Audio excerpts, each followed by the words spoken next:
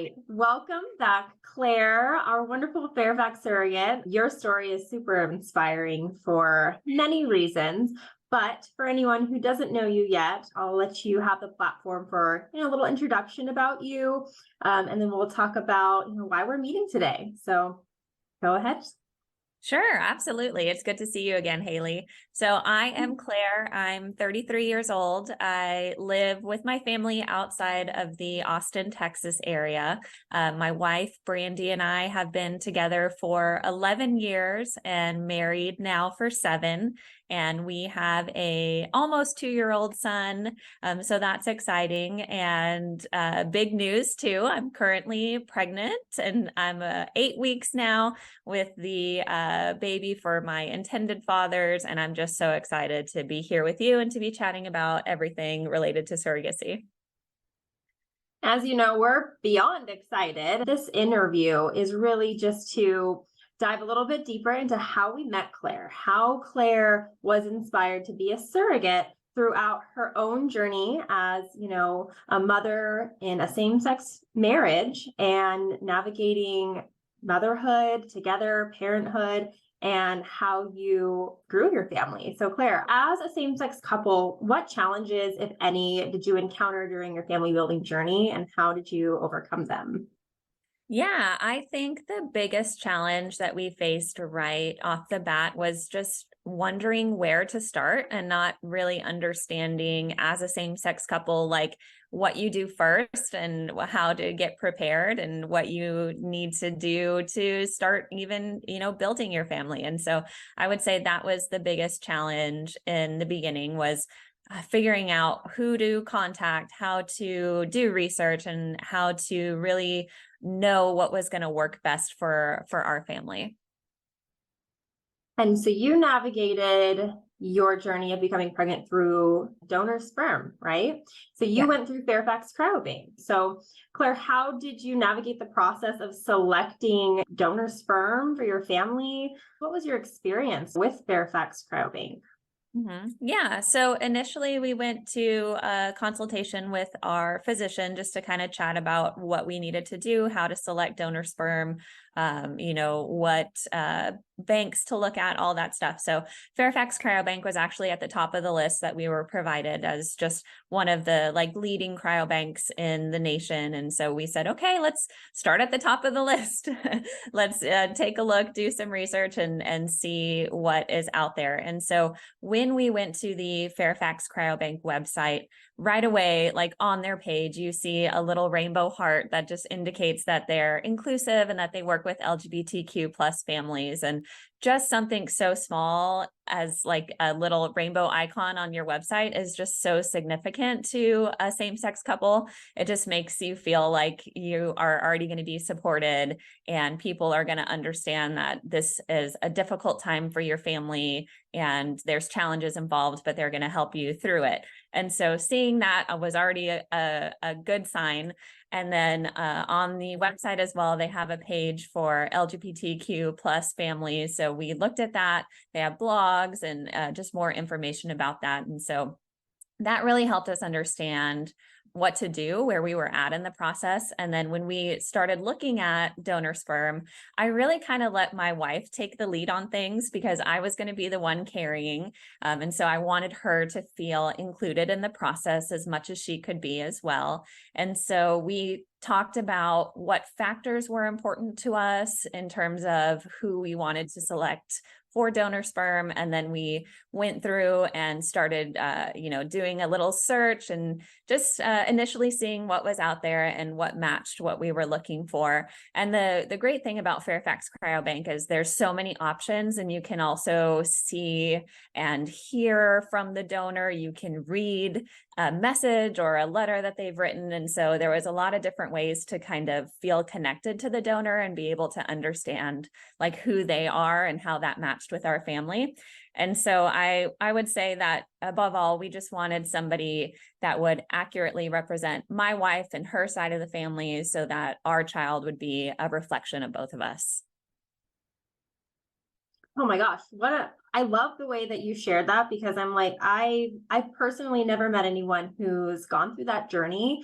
And we've talked a lot about connection. We talked about connection even just with meeting us at the agency at Fairfax Surrogacy. And I was just waiting for Claire to talk about that connection. So when you said right away from that logo, that they, you knew you were going to feel welcomed and included, and that they were there to support you and guide you. And I also love that you said that you looked for, I don't know if the word characteristics is what you used, but kind of similarities with your wife and her family, and really kind of let her take over. So you both found a role in that whole process and that selection process and feeling that connection. I can only imagine like the nerves and the excitement of going through that process.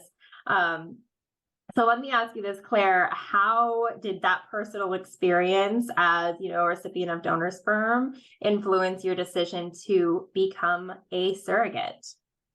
Yeah, I definitely think it was such a special feeling to be able to be a recipient of donor sperm and build my family and create my family that way. And I just felt like everybody should feel as, happy and excited as we felt being able to create our family. And so that was really honestly one of the biggest factors that led me to becoming a surrogate, is just making sure that I had I had the ability to give somebody else that feeling and to be able to help somebody else build their family. And that was really at the forefront of my mind when I reached out to Fairfax Surrogacy. I'm influenced by your story, and we all have a different reason to pursue becoming a surrogate. Being a person who has the capability to step up and help someone in a way that not everybody can. Not everyone's willing to do that. Not everyone is willing to go through that process to help someone in that way. And you're working with a same-sex couple as well, right? Your intended parents. Let me ask you this. Are there any unique considerations or support needs that you feel like come from working with LGBTQ plus intended parents as a surrogate?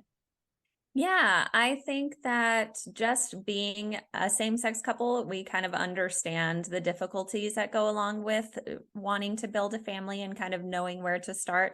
And so I would say that just being open and honest and authentic and being as supportive as you can be with your intended parents, no matter if they're a heterosexual couple or a same-sex couple, I think is the best way to approach it, just because they're already anxious and overwhelmed maybe and stressed out. And so if you can just be somebody who can support them and be there for them and help them through the process, I think that is phenomenal, and that helps everybody.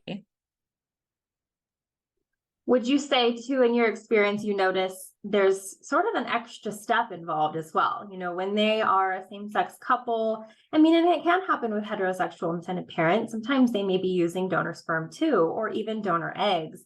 But that is, it's additional expenses, it's additional time. Is that something that your intended parents have shared much about their journey? Yeah, they did share a little bit that timeline wise, it didn't really work out the way that they were expecting. Financial wise, they had prepared, but like you said, things come up, and some things might not happen the first time when you want it to, and it can stretch out your timeline or it can stretch out your finances. And so that's another thing to just be aware of, is that when you're working with a same-sex couple, there's additional things that might make it seem, an extra challenge or extra challenging. And so just being supportive, being there to listen to them and explain that you too went through something similar. So it helps y'all, figure things out together.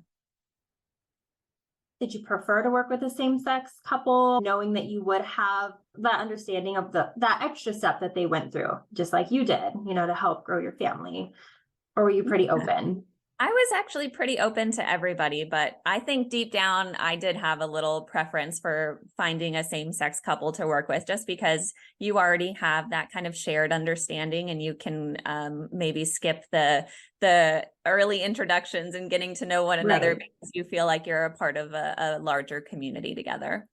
I can imagine that's a bond that, you all share together. And this may be kind of a repetitive question, but what is your advice for any other same-sex couples who are interested in building their family through reproduction? Yeah, I do. I think, well, first of all, do your research, make sure you know, what's available, what you need to do, the steps you need to take. Prepare financially, of course, is always a good piece of advice because you never know what is going to happen and what curveballs you're going to be thrown. So if you can prepare as much as possible before, that definitely makes things easier. And I think my biggest piece of advice is just to try to have fun throughout the process because it can be scary and it can be stressful and overwhelming, but you're doing something that's so amazing and you're working to build your family. And so take time to lean on your partner and talk to them and enjoy the time that you two can share right now without having a child running around in the background, right? So just, have fun throughout the process as much as you can. You're such a light. Like, I love talking to you. I'm just over here smiling and giddy. So we appreciate you so much. Not everybody would have even applied or even got that far. So for you to be sitting here with me today, having these conversations, we just are so grateful for you.